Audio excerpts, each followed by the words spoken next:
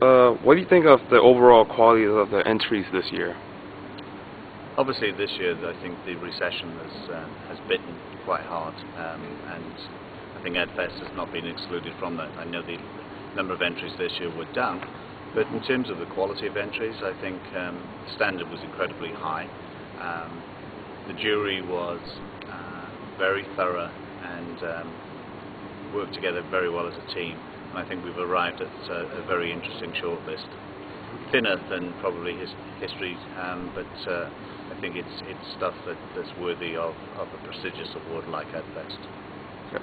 What print ads have you been impressed by? Well, I mean, obviously I can't. We're still at the finalist stage at this stage.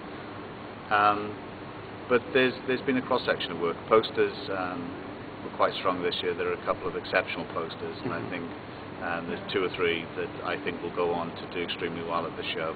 And I think they capture the real essence of a great poster.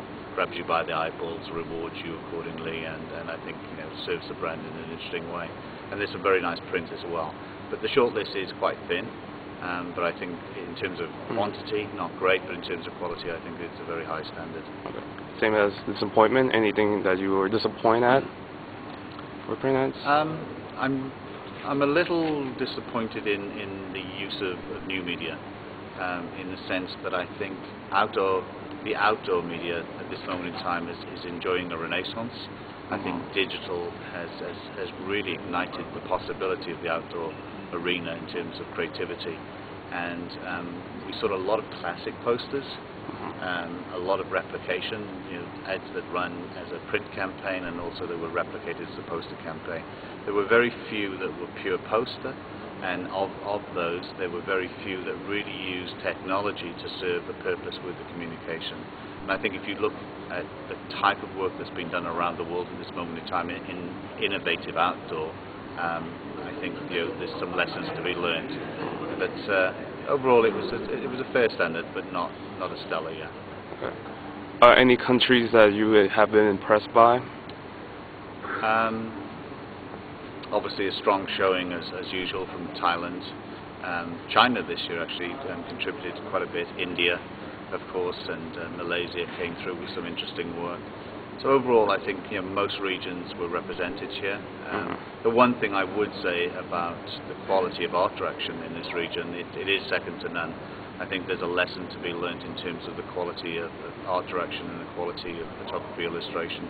The way people put together a press ad or a poster, we do it better than most. Was there any disagreement or any interest taking place here? The shortlist was a pretty unanimous decision. I think there were very few pieces that were contentious. I think the jury reached a consensus on the work very, very quickly. Cream rises, the best work stands out, and there was a large number of entries, a few thousand entries to start off with, but we quickly culled that down. People were looking for ideas. Amazing ideas that really came out of the brand, of the essence, the purpose of the brand, and then were basically amplified and activated in a fresh new way. So I think the work that's won through to this stage is worthy of this prestigious award.